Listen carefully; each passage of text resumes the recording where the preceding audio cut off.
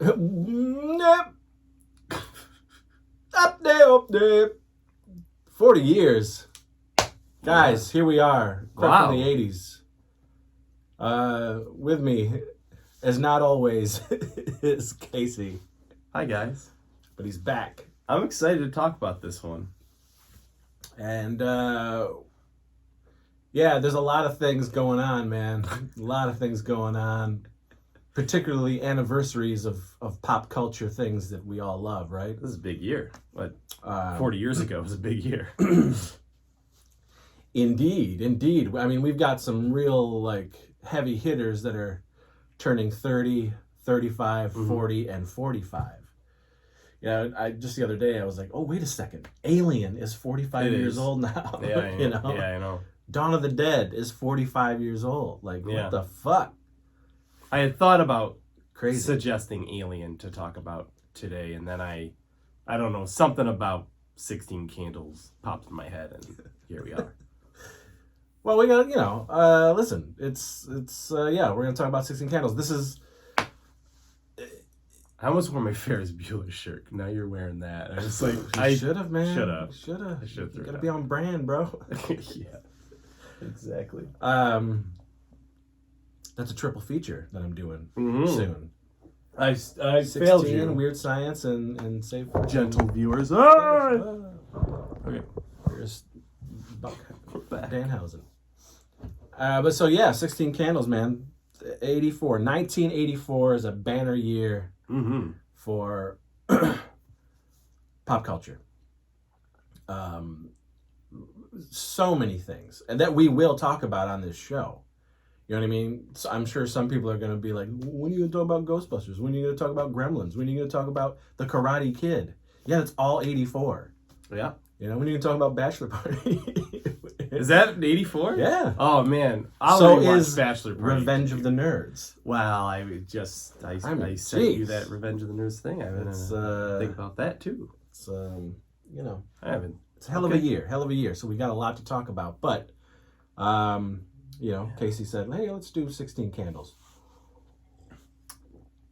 Who am I to refuse? Yeah, that's true. Especially, it is my favorite John Hughes film.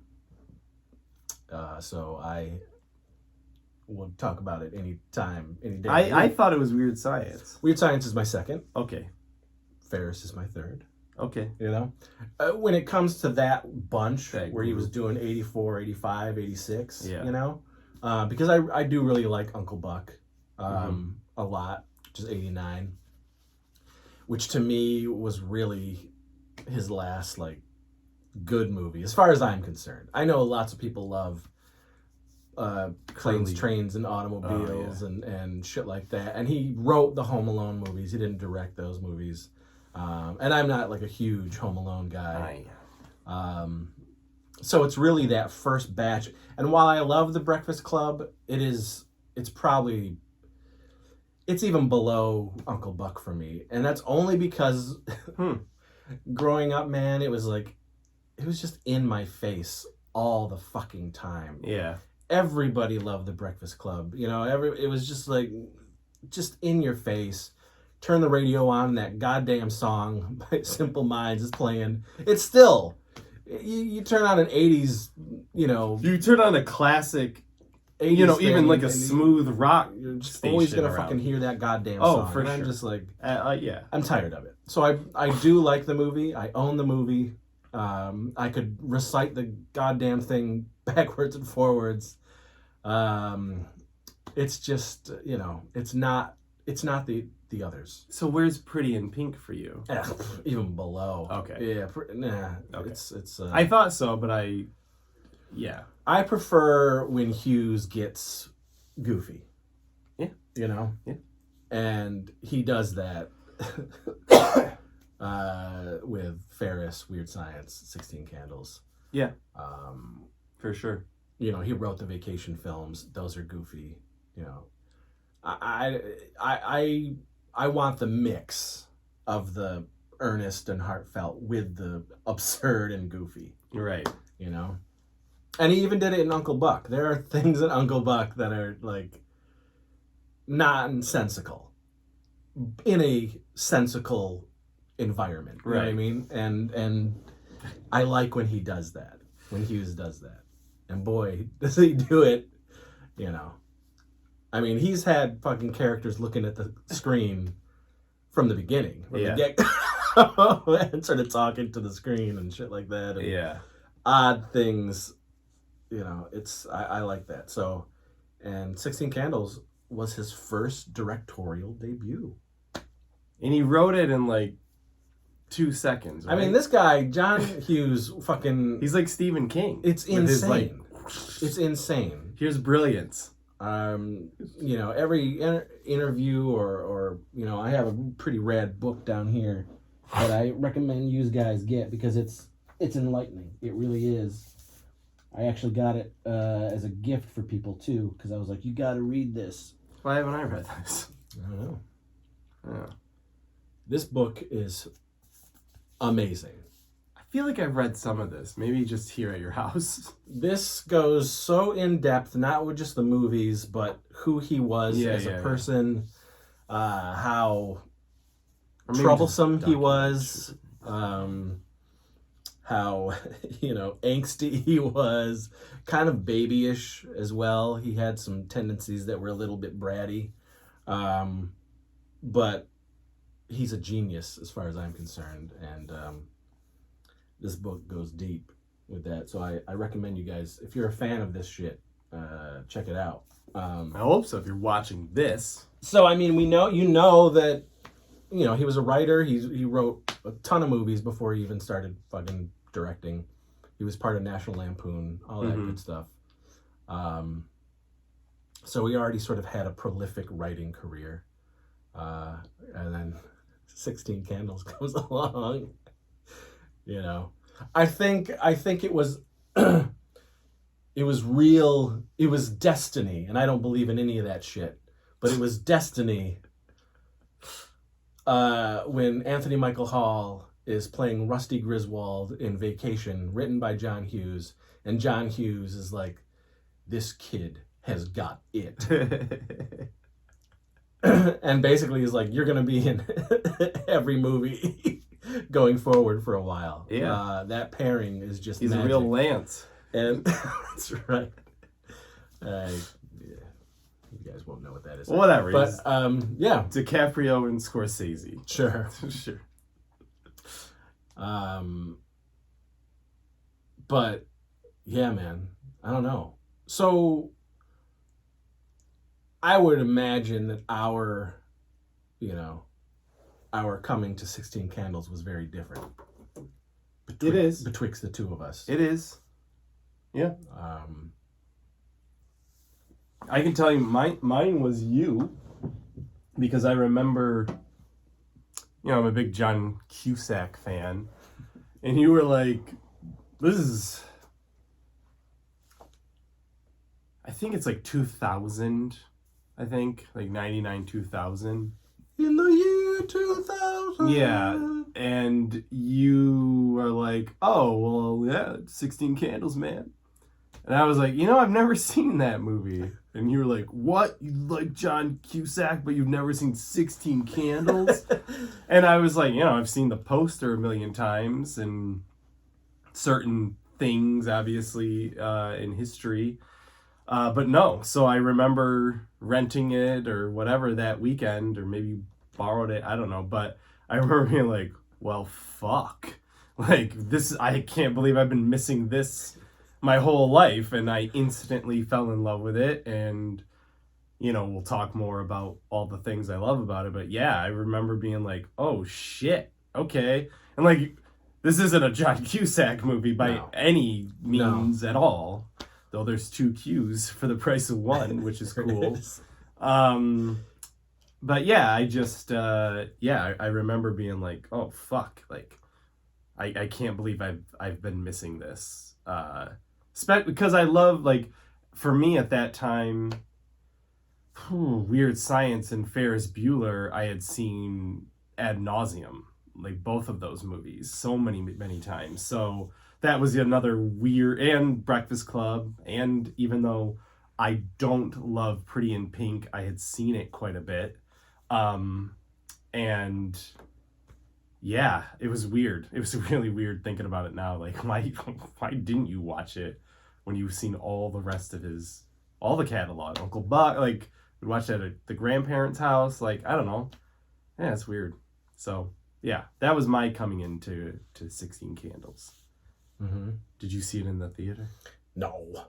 I don't know. No, this wasn't a... This is PG, which is... I know, but nudity. You know, it's interesting looking back at all the things that I did see in the theater and the things that I didn't see. Yeah. And I've talked about this before, but it's kind of like a scolding that I should be doing to my family members. Yeah. Because it's true. It's like, what made us all go to this but didn't go to this? You know what I mean? And some of them are heavy hitters. It's whatever your aunt or my mom or my uncles. Or your but uncle, you would think that they would be like, yeah, they didn't. We gotta go to this. You know, especially the humor and everything that they were sort of like into and showing me. It was odd. So no, this was probably, I would think that this was a, again, this is a situation where I'm going to bring up the Saras, the bunch of this neighborhood family that I was best friends with most of their family. A lot of us neighborhood kids were. Jen Sarah, Nick Sarah, and the whole brood. It was a big. It's a big family. There's Doug Sarah. There's a whole bunch of them, and their dad was pretty awesome. And I brought it up before, but they would have like movie weekends, you know, and they would rent a lot of these movies. You know, I saw so many movies at the Saras that I didn't see in theaters. It's crazy. Just from renting, you know, they were very much like me, where like, they would reserve the films like as soon as like they were up for reserve at the video store. Yeah. So this was a rent, you know, we rented this day one, and the kids are going to get together in the neighborhood, and we're all going to come and watch this at the Sarah's house. You know, what a time to be alive. So this was probably 85 when I saw it, and this was the hype of Breakfast Club and Weird Science, you know, hitting theaters in the same fucking year in 85.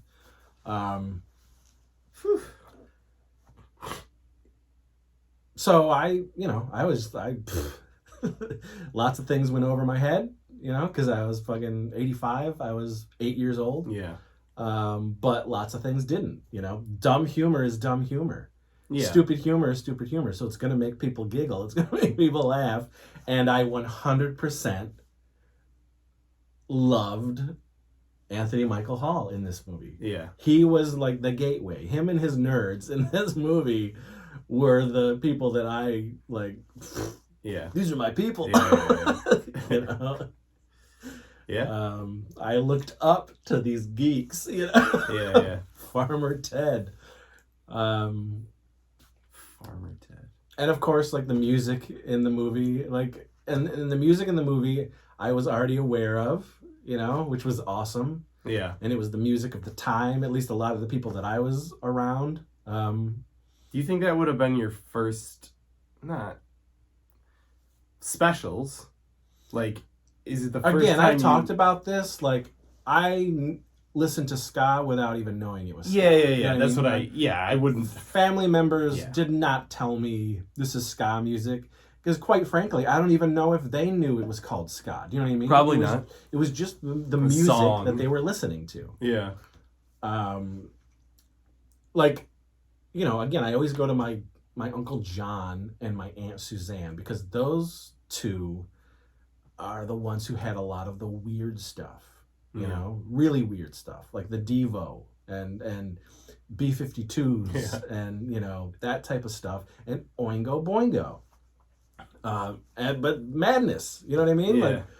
Yeah. So I was already aware of the music in the film, and it was the fact that it was in the movie, come on now, you know.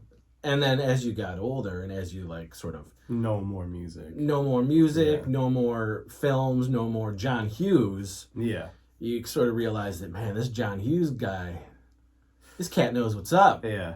And, you know, you'd later come to find out that he was a huge fan of all of this music. Yeah. You know, he would deliberately track these things down, you know, make the studio say, this is what's going in here. Yeah. But it was also a time where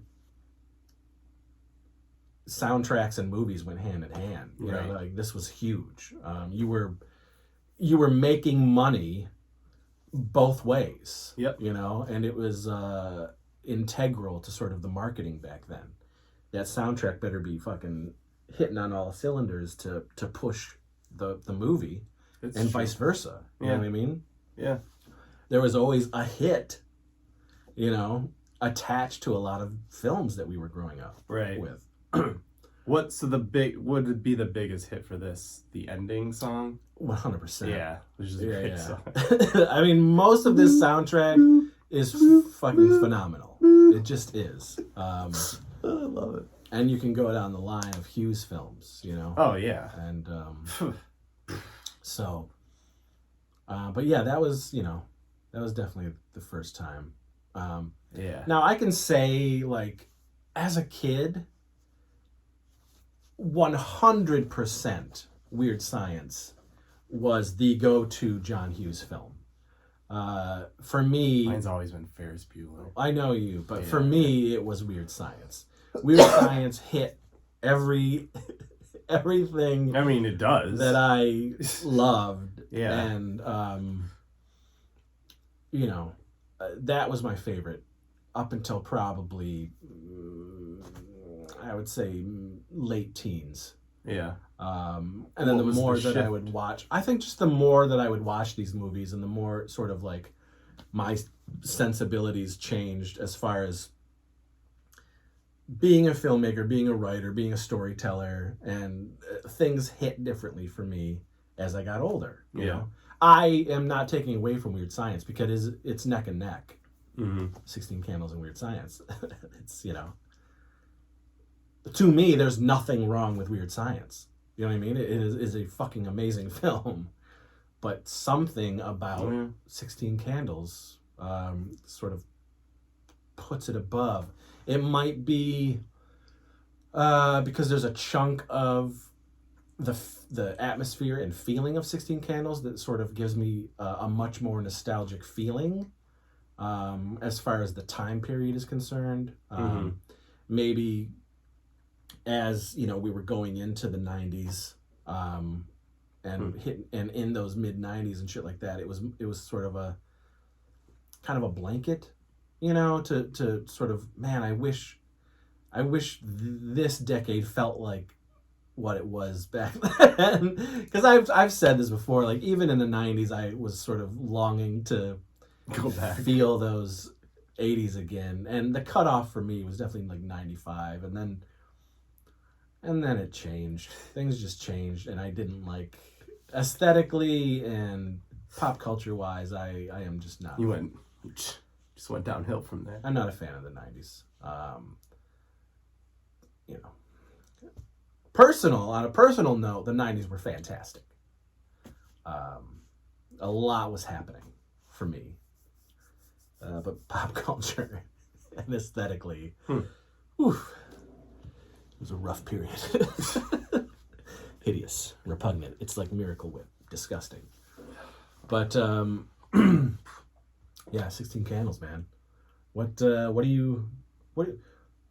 comes to mind when you think about 16 Candles? I mean, I think to your point of like Weird Science also had the TV show in the 90s, which I watched on USA, I think. So it stayed longer, you know, pop culture wise. Like it didn't let go for a while. And even Ferris Bueller had like a shitty... It had a season. Yeah. Terrible show. But 16 Candles, I think like I like Molly Ringwald quite a bit. I like learning that story. It's like a human story. That would suck if your whole family just forgot your birthday. You know what I mean? And then, Jake's fine, but of course, Anthony Michael Hall is king in that. You know what I mean? And you get, a little hero's journey for him, too. I don't know. I guess it feels a little bit more wholesome in that way than Weird Science, which is just buffoonery and cool special effects and it's just a fucking cool idea and movie and concept. So I think 16 Candles I'd probably watch more than Weird Science now. If I go to pick, it's Ferris Bueller still, but 16 Candles will follow right after, before I would pick up a Weird Science or Breakfast Club or whatever. The soundtrack's really fucking good. It really feels good. There's some great, as the kids say, needle drops. I mean, hearing Little Bitch for the first time, in a movie, because at that point I had heard, when I watched it, I had heard all those songs. I'm already really familiar with all those songs. So for me, it wasn't like, whoa, this is the first time I'm hearing ska in a movie, but it was like, well, for me then, if I would have heard it, this would have been the first time me hearing probably ska and what, the fucking specials of all bands for the first time. And then Oingo Boingo, that's a special version, right, for that movie? No, it's the original version. That's the original version? Yeah. Okay. But they change it. Or am I thinking of Working Class in the... That's the song. Yeah. Wild Sex is the song. No, I know, but... The original version... Yeah. Is in 16 Candles. Okay. They re-recorded the song. They re-recorded almost all of their hits. Yes. In 1988. Okay. The version that's in 16 Candles is the better version. I agree. Than that's what I'm trying to say. So you get that version of Wild Sex. Yeah. Working Class. And it's great. It's very hot. Very hot. Yeah. I like passing notes.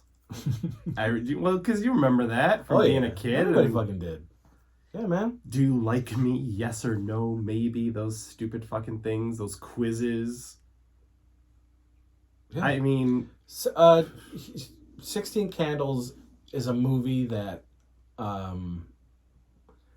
completely captured what it was actually like to be a kid, to be a teen in that time period. Yeah. Yes, it was made then, of course, so it would. But for me, watching it as an adult, knowing how it was growing up, it's not a...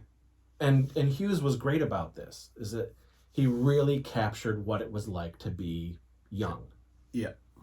And out of any of, the teen 80s movies, he did it right. He wasn't casting 25, 35-year-olds playing kids. No. He was going out and getting kids to play these parts. Yeah. And it helps. It shows. It lends to the authenticity of it.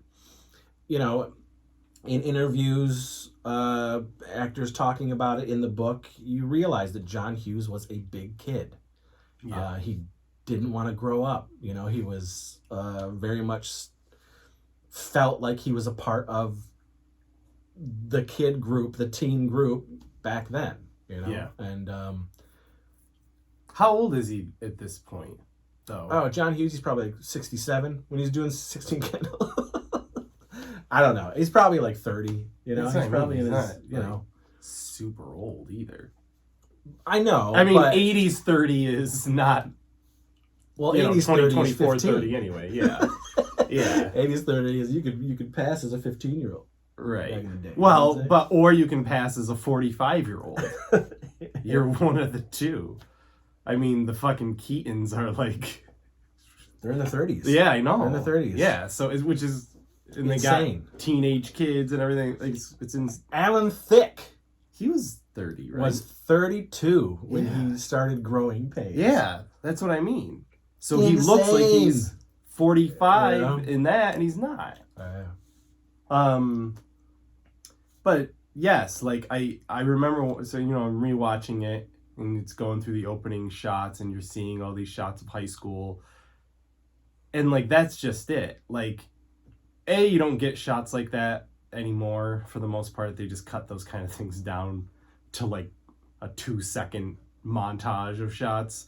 And here they let you linger on a fucking locker opening up and a bunch of shit coming out. You know what I mean? Like, all these things that kids did, passing notes. Well, it's visual storytelling. You know, it's so bringing you into the world. Yeah. So you feel like you're a part of it, you know? And he was, you know... He's the king he was a fucking high school. at that shit. Yeah. Yeah, very rarely do you ever feel like you would be able to go to the high school of a movie. You know, most of the time it's like so incredibly like rich and huge campuses, and you're just like, this is not real. Yeah, it's movie high school. Yes. You know what I mean? And I think because he shot everything in Chicago, and, you know, and he liked that hometown feel, and he was just authentic about everything, regardless of the over-the-top stuff he was putting in the films. You know, there was a touch of groundness. You know, and I think Breakfast Club being the most grounded out of all those films that he was doing. Yeah. You know, there isn't a pinch of absurdity in Breakfast Club. There just isn't. When you watch his other films, there's nothing that is laugh out loud absurd like some of the other films he's done. Breakfast Club is like the most like normal, which is it's a teen drama. Yeah, it's meant, you know? He does the thing it's meant to do, and he does it very well. There's no denying why the Breakfast Club is where it is in pop culture's history, and why it's riffed on a million times over throughout pop culture, because it is a great fucking movie. It is. But to your point, it's just, I've seen it so many times and seen it so many ways now done. Not called The Breakfast Club, but someone did it. And so, and not every movie's like that. I've seen Die Hard done a million fucking times, and I never get mad. Yeah. I've seen Escape from New York a bunch of times, and I don't get mad at it. But I don't know, something about The Breakfast Club is like, it's definitely certain movies with me. Yeah. It's like, it doesn't matter that I love it. It's just, I think it's just how it sort of came to me and hit me. And there's certain films that sort of permeated every fucking fabric of life. And it became monotonous. It became annoying. You know, even if you talk to most like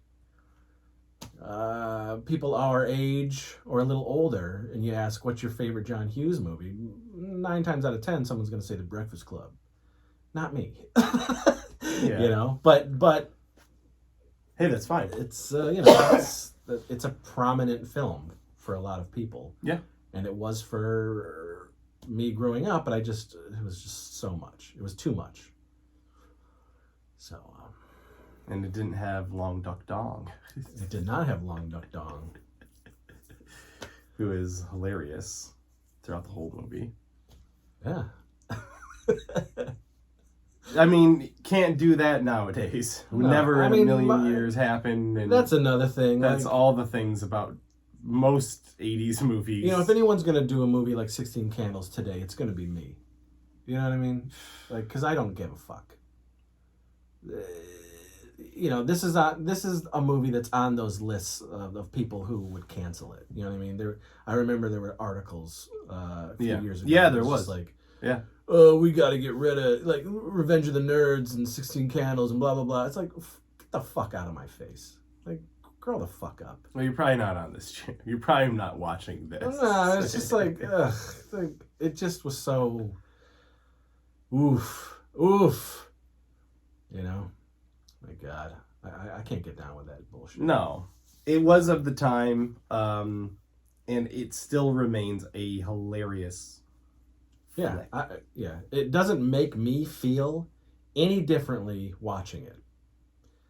For some, it might, but for me, it doesn't. Because it's just what it is. This is the movie, and this is the movie that I grew up with. This is the time that I grew up in, and it does nothing to. It doesn't affect me negatively at all. No. You know, if you know who you are as a fucking human being, I think you can be secure in watching a goddamn comedy. Like, grow the fuck up. You know. Yeah. You sensitive pricks. Jesus. Drives me nuts. What do you feel about the grandparents in this movie? Which set? I mean, you know, the goofy ones, the ones who are like creepy and weird. Yeah. They're hilarious. They're gross. They're hilarious. Yeah. You know. I feel the other grandparents I always thought were our grandparents. A little more subdued. Yeah. A little more chill, a little more conservative. Yeah. And gotten her boobies. Well, also like I'll need a magnifying glass. Well, when they get the phone call from Jake, I just think of Grandpa and Grandma getting that call. And we're like, "Don't you call here again!" Like being so flustered. That shit makes me laugh. I mean, the stupid storyline meeting the fiance, like that whole thing is. I could still look, right? I just can't touch. I don't know. The movie's ridiculous, and it just. The characters are all done very well. Even, like, that's the other thing too, is the parents are never parodies of parents. Yeah. Like, they very much seem like normal. Even the shitty dad in Pretty in Pink, I feel, is like a real dad, you know? All his characters are very, like, as over the top as they might be, like Chet or something, like, they all seem pretty fucking real. Yeah, maybe not Chet, but, like, the rest You never know. I'm sure. There's a Chet out there. There's probably his brother or something. John Hughes is like, this fucking dude. I'm gonna turn him into a turd. Yeah. But, man. I mean, for me, it's the Geek Squad. It's that troop, that group there. I think they're fucking hilarious. These are the kids that I would hang out with, you know. Yeah.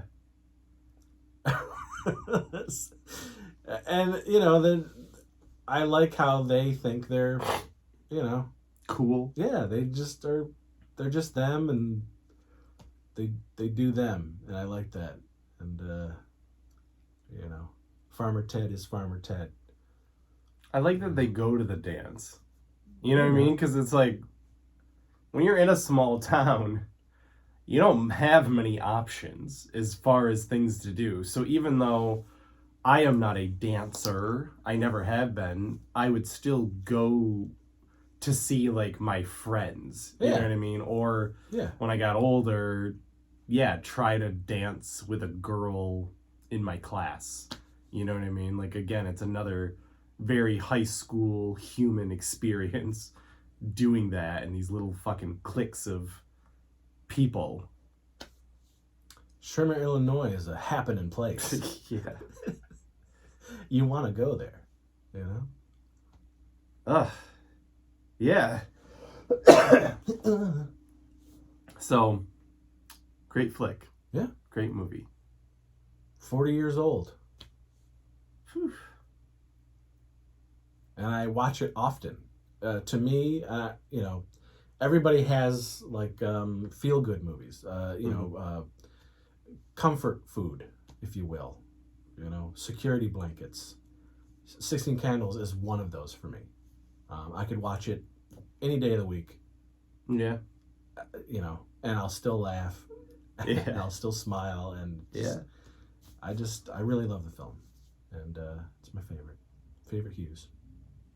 There's not a lot of movies like it, you know, where, like you said, where you watch it and you feel like, Star Wars, first New Hope, I could every day, all day, I could watch that movie on repeat and never get sick of it. I will still laugh and be happy at the same beats, and 16 Candles is the same, where I know the jokes before they're gonna hit, but it still hits. Still finding different things in the movie that I'm like, oh, that character, what the fuck is this guy doing in the background? Like, who's dancing like that? You know what I mean? Like, there's still things that are happening that I'm like getting enjoyment out of. Because those scenes at the high school are all packed. And in the party too, like, they're packed with fucking real life things that are happening with these people. Yeah. Which is also very crazy. Oof. Man. That Hughes, he's a storyteller. Yeah, he's a dream weaver. Yes. Yeah. He knows how to, twist them nips. I just can't believe that someone can do it and can write something like that in literally no time. Yeah, he fucking writes it and he's like, okay, you know what? Breakfast Club. Weird Science. Yeah. I got this movie, Ferris Bueller. Yeah. Year after year after year. Just like, I got my next movie. He's talking about his next movie while they're shooting the movie. Yeah. I want you to do this. I got this. You got to read this. Like, this guy's prolific. Yeah. He's nuts. We have yet to see another John Hughes, and we probably never will. No. It's what makes me sad about some of these, like James Cameron.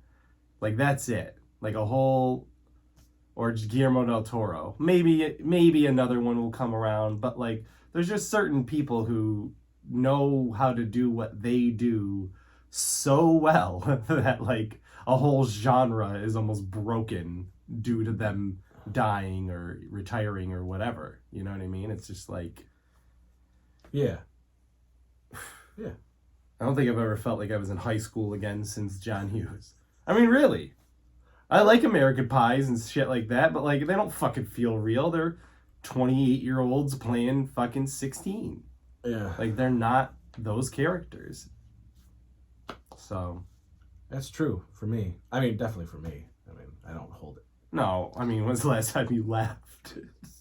1989. You mean in general? Well, like, yeah. But even still, they don't make feel good comedies that often. It's a once every 5, 10. I don't even know. I don't know. For you especially, like, you don't like Superbad or no. 40. I don't even. Do you like American Pie? No. Right. They need to be funny.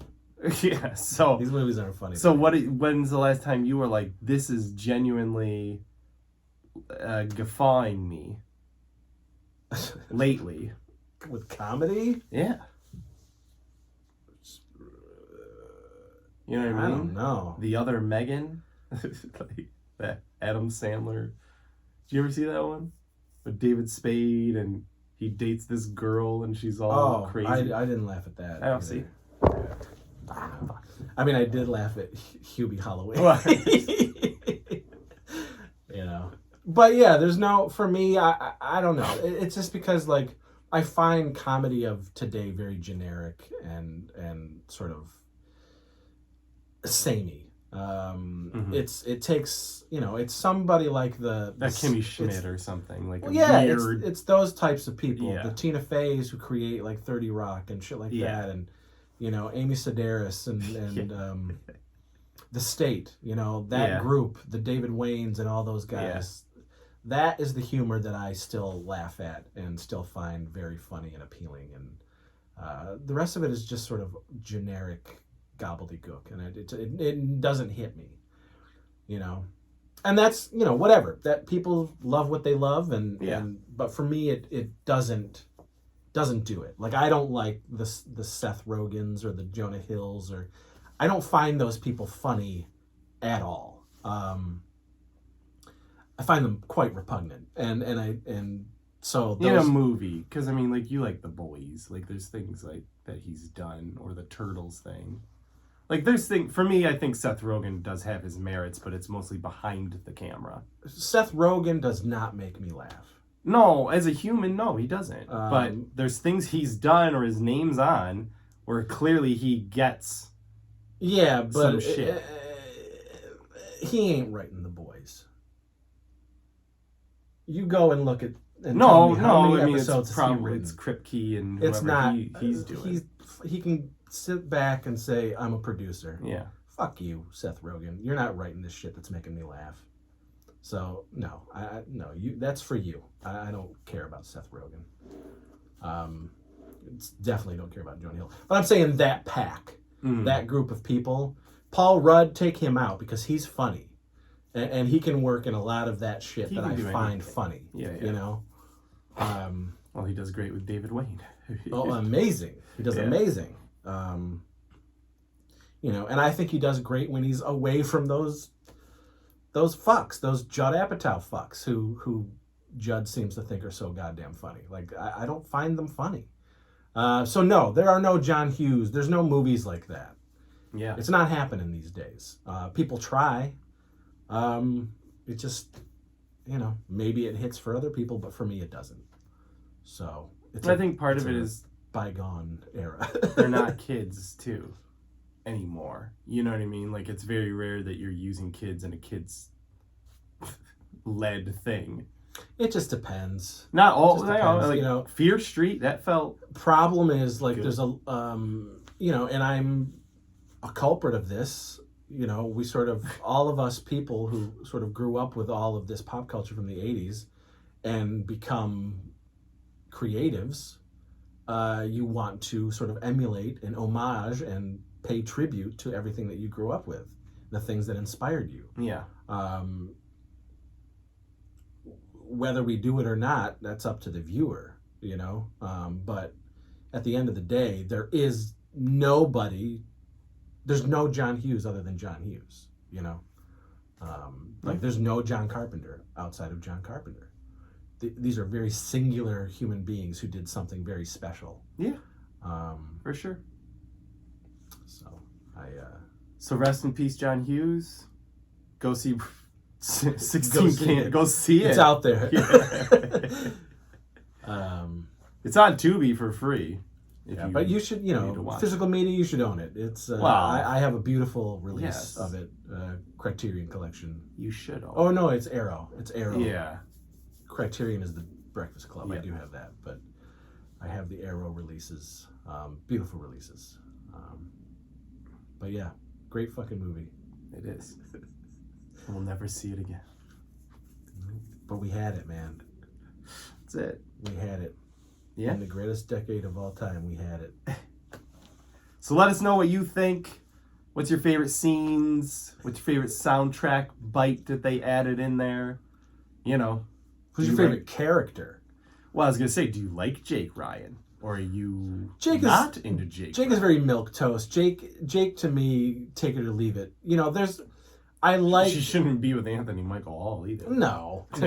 But I do like that he made Jake not your stereotypical jock, which people would tend to do. Like fucking Pretty in Pink with somebody who isn't, you know, quite as refined as John Hughes at writing. You know, he realized that there's more to fucking people than the surface, you know? Right. And Jake Ryan sort of brings that out. He says some things that are questionable for sure, but in the end, the jock, the one that everybody fucking loves, is very intrigued by this quote unquote nobody. Yeah. You know? And it isn't a case of, well, I can get her, you know, that type of thing. He had the get. Yeah. You know, he had the prom queen. And he was like, you suck. Yeah. You know? So, I don't know. I just love the movie. Love the movie. We're going to go now. 40 years of 16 Candles. If you like what you saw, give us a like, give us a subscribe, comment. Please. And we'll see you on another